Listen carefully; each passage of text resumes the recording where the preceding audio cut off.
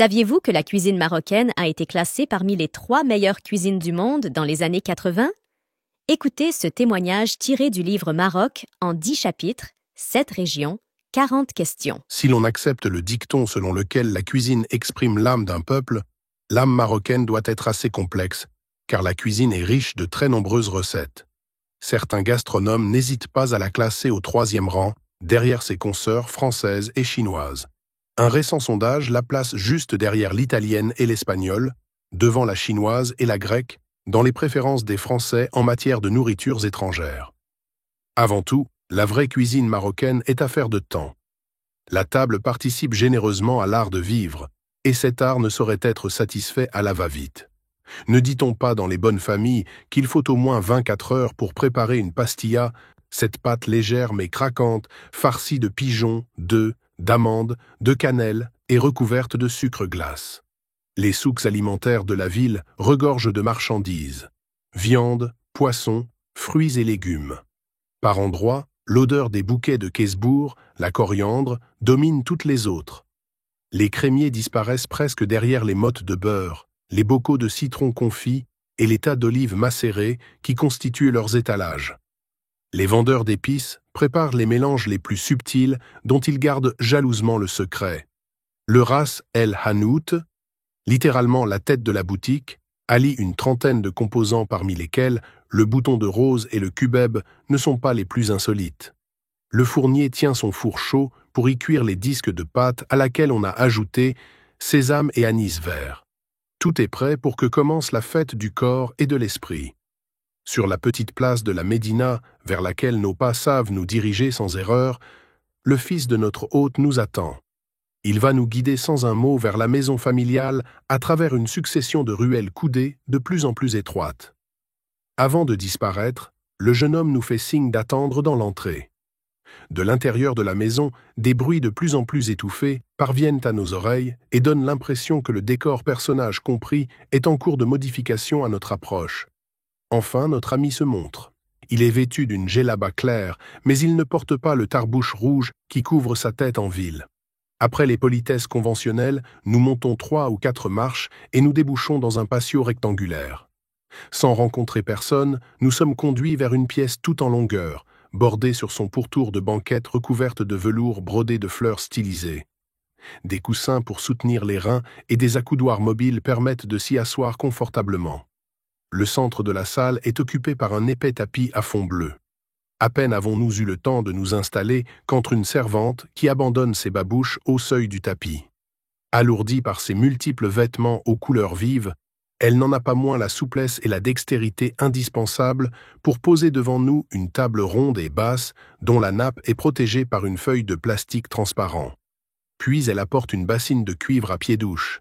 Sur la grille intérieure, une savonnette nous permet de nous laver les mains sous l'eau parfumée de pétales de rose qui coule de l'aiguière qu'elle incline pour nous. Un premier service a été déposé par terre, à l'entrée de la pièce, par une gamine qui repart aussitôt vers la cuisine en courant. Le majordome le saisit et le place au centre de la table. La pastilla recouvre presque entièrement un plat d'inspiration chinoise à dominante rouge à peine assez grand pour elle. Bismillah. Au nom de Dieu, marmonne le maître de maison, tandis qu'un sourire de satisfaction éclaire son visage. Les bras se tendent, pouce, index et majeur en avant, à la manière d'une pince. La pâte feuilletée résiste un instant, puis elle cède à la pression des doigts. Les 2 ou 3 premières bouchées ne sont composées que de morceaux d'une demi-douzaine de fines crêpes superposées. Après avoir dégagé ainsi le bord, les doigts atteignent ensuite la farce. La viande des pigeons se détache des os que l'on abandonne ou que l'on repose à même la table. Les amandes pilées, les œufs brouillés, les oignons, la cannelle, les pigeons et leur bouillon de cuisson relevé de safran, de gingembre, de coriandre, de persil haché, puis réduit, tous ces ingrédients fondent maintenant dans la bouche. À la toute première manifestation de lassitude de ses invités, un signe et un léger claquement des mains de l'hôte provoquent le retour empressé de la servante qui emporte la pastia entamée de sillons irréguliers. C'est le couscous qui arrive maintenant dans le mokfia, un grand récipient bleu de forme conique, profond mais très évasé. Une large couronne de semoule parsemée de raisins secs, les sbibs, entoure la viande de mouton et les légumes, pois chiches, navets, carottes, oignons et courgettes. Des bols de bouillon, pimentés ou non, sont à disposition pour humecter et relever éventuellement le secteur de chacun. Dans la paume de la main, les grains fins et bien détachés vont s'agglomérer à de petits morceaux de viande et de légumes pour former une boulette que l'on porte à la bouche d'un coup de pouce. Après avoir sacrifié ainsi à la tradition, le néophyte acceptera la cuillère. À son tour, le couscous repart en coulisses. Alors on se détend, modifiant quelque peu la disposition des coussins, heureux de ce bon repas, tandis que les rares reliefs tombés sur le plastique sont poussés vers une assiette de service. On se surprend à se passer la main sur le ventre pour en évaluer la rondeur, tout à la béatitude de la digestion qui commence. Mais ô surprise, voici qu'un tagine apparaît. Épais plat rond de terre vernissé marron, cet ustensile fermé par un couvercle conique permet la cuisson mijotée de ragoûts de toutes sortes. Cuits à l'étouffée, les aliments conservent leur onctuosité. Libéré de son couvercle, notre tagine contient 3 poulets jaunes safran parsemés d'écorce de citron. Le pain qui nous est distribué servira à goûter la sauce encore fumante. L'ardeur s'est sensiblement ralentie. Aussi le maître de maison détache-t-il des morceaux de poulet qu'il place sur le bord du tagine, devant chacun. Difficile de refuser dans ces conditions.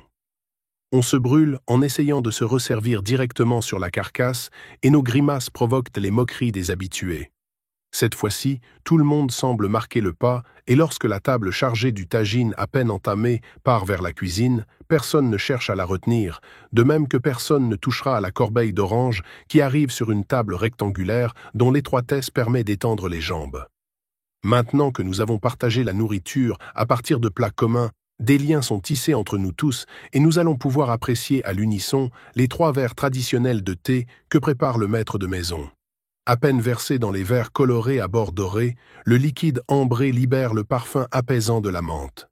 Auparavant, nous aurons pu nous laver les mains et nous rafraîchir avec l'eau de rose distribuée à grand renfort d'aspersoir. Hamdoulillah. Merci, mon Dieu. La cuisine est une petite pièce au rez-de-chaussée de la maison que rien, a priori, ne destine à ce rôle. Ce pourrait être tout aussi bien un simple réduit inoccupé ou un débarras. Nous sommes bien loin des laboratoires aux multiples placards ripollinés encadrant des appareils aux tableaux de bord futuristes qui, en Europe, s'étalent à longueur de page dans les catalogues spécialisés. Des canounes, braséros de terre alimentés par du charbon de bois que livrent des campagnards, 2 ou 3 bassines en plastique, une vaisselle réduite à quelques casseroles, tagines, plats, bois et assiettes, un plateau rond sur trépied portant les bols à thé et à sucre, la théière en étain et les verres, le tout recouvert d'une mousseline, voilà l'essentiel de la cuisine. C'est ce matériel modeste qui donnera les salades, les soupes, les pastillas, les couscous, les tagines, les brochettes, les plats de légumes et les pâtisseries qui enchantent le palais des Marocains. Alors, qu'en pensez-vous? Dites-moi dans les commentaires et à la prochaine.